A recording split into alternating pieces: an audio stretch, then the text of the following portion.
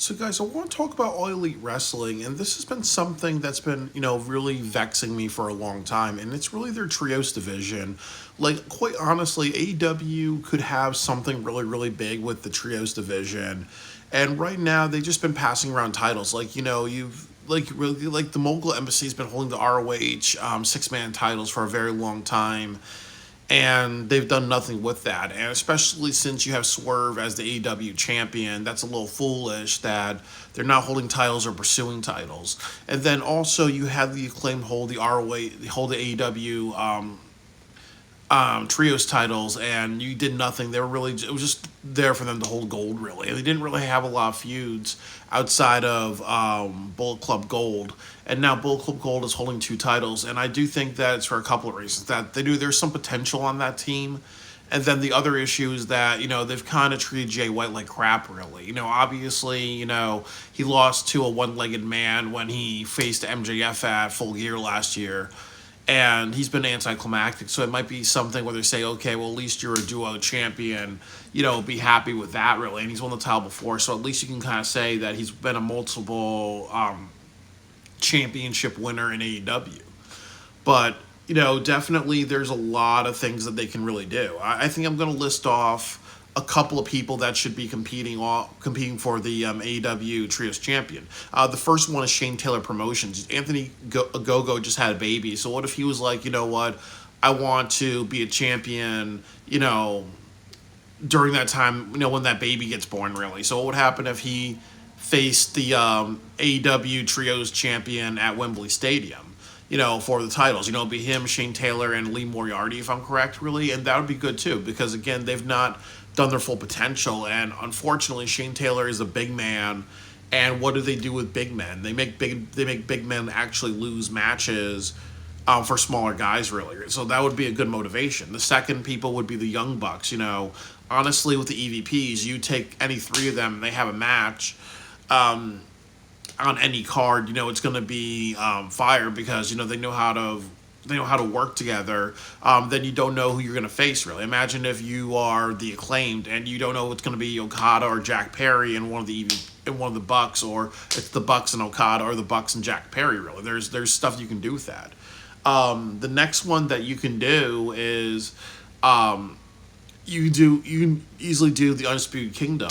That's another big one as well. They're kind of lost in the water right now. So if Adam Cole says, we want to rebuild, why not go after like either the 6-man titles or the ROH championships? That's a good one.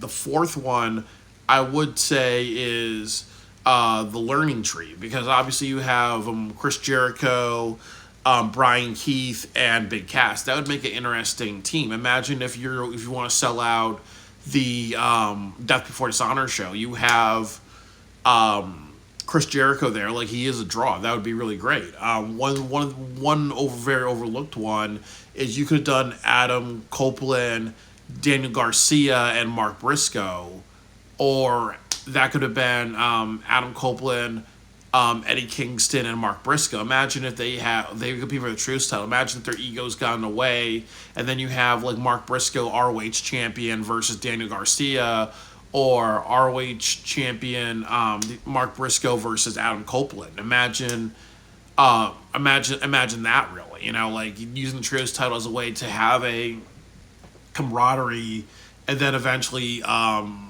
people lose their heads, really. Or imagine if there was a tournament and it led to Mark Briscoe, kind of judging, how is he going to feel if Daniel Garcia or Adam Copeland win a tournament and the winner has to face him at Death Before Dishonor, and then the winner of Death Before Dishonor for the ROH title, if it ends up being Mark Briscoe or Daniel Garcia or Eddie Kingston or Adam Copeland, they're going to have a match at Wembley Stadium. You take away, Mark Briscoe from appearing around 70,000 people. That would be something. Imagine if you did the Patriarch, Christian Cage, Nick Wayne, and Luchasaurus. That would be a really great one. Imagine if they were on ROH. Imagine if they were defending on Collision, and then again, if you want to talk about families and heel factions, imagine Christian feeling the level of power and all that. Really, imagine who's going to beat that team. Imagine if they had a match at Wembley Stadium. Imagine if they were the six-man ROH titles. Imagine if they were the six-man ROH titles, and this kind of gave Christian a justification to not just have the six-man titles, but also to become the ROH champion as well. Or you could do something called the Three Kings, really, where they change their name to the Three Kings, and then you have Christian Cage as the king of the table, and he kind of makes both Luchasaurus and Nick Wayne actually like other kings and stuff like that, like where the King of ROH were going to go after the titles. The Don Callis family. Imagine if you had the Don Callis family. As I said, one thing that I think they should do is combine a faction. So you have the EVPs run Dynamite, you have the Don Callis family run Collision, and Collision ROH should kind of be fused together, in my opinion. So imagine if you had Takeshita, you have Takeshita, you have Ospreay, and you have I think Kyle Fletcher, if I'm right, or you do something like you say, okay, Ospreay's going to be there sometimes, he's not going to be there sometimes.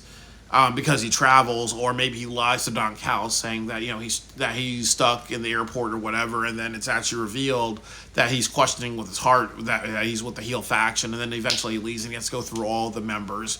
Or what would happen if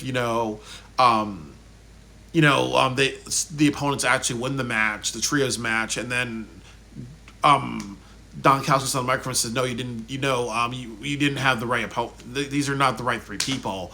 You forgot this guy." And then Hobbs comes, and then Hobbs faces like three people for the trios titles, and then wins that type of match. There's things you can do with that, really. And then up and down the roster, you can do Los Faction and Ingobernables. I don't know how to say their name, LFI. So that would be good too. You're trying to resurrect them with Rush versus MJF, really. So that could be something. I've always said this, that you can do the Acclaimed, or you can do something where MJF has a run with the Acclaimed. So MJF and the Acclaimed, but I think you don't want to do that because MJF has kind of been.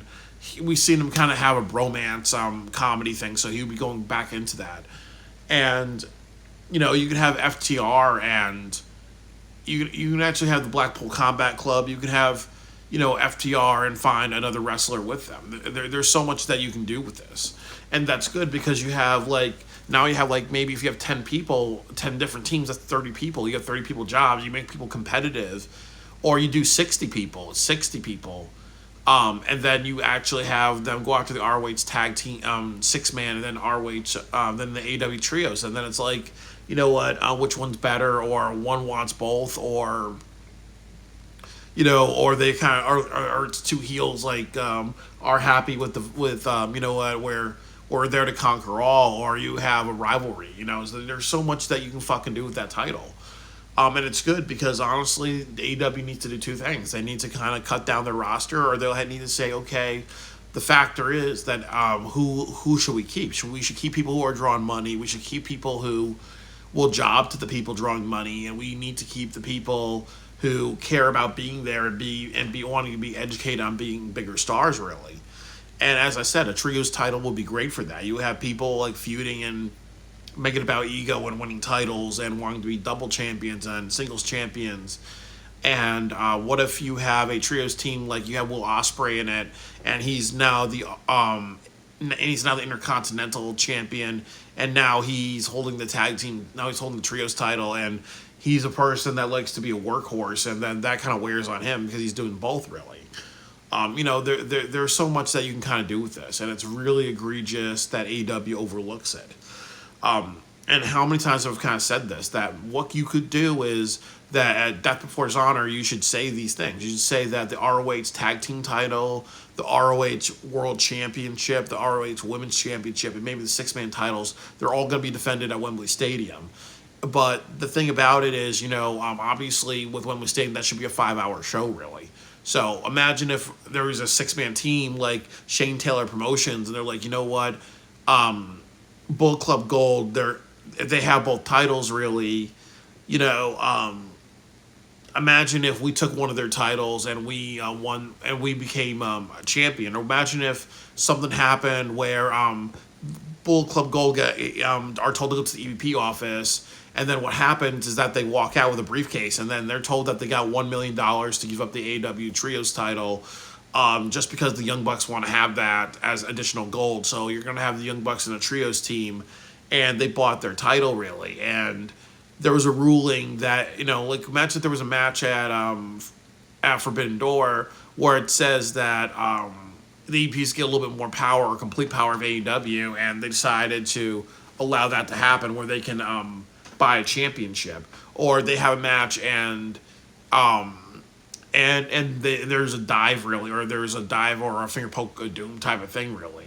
That would be something really. Or what would happen, and then you have the EVPs, and then you have like the infantry with Sean Dean and I think Castle Bravo or something like that, or I don't know, or Chuck Bravo, I don't know, and they come out and say like, we're sick of this bullshit, we're gonna do it, or the Shane Taylor promotions, and you have Anthony go say like, I'm passionate, you guys have lost your passion, I'm a father and I want my daughter to be proud of me. I don't want my daughter thinking I'm Mr. Easy Street like you guys. Imagine all this stuff that they can do. So this is kind of like the issue with AEW is that they have so many ideas, they have so many things that could be swords in the stone, but really how they do their trios division is extremely sad and extremely egregious, and they really just need they have something very special here, but they don't live up to it, and just giving the titles to as I said, to Jay White and his boys, and they're just like palling around really. That's not going to do anything. That's not going to do anything for AEW. And especially if you're going to do, maybe they're going to fight the Acclaimed again. So what is your trios division? Is it just the Blackpool Combat? No, is it just Bull Club Gold and the Acclaimed? There's so much more that they can do with these titles, and it could lead to so many feuds and singles matches and tag team matches and betrayals or super factions and other things like that. So it's once again, it's AEW not living up to full potential. Maybe Tony Khan, I think Tony Khan's becoming a little bit like Vince McMahon in the sense of overbearing booking. And like I said, if AEW wants to make money, hire my ass. And I could come up with these good booking ideas and fix some divisions that are clearly strongly in AEW, like the trios divisions.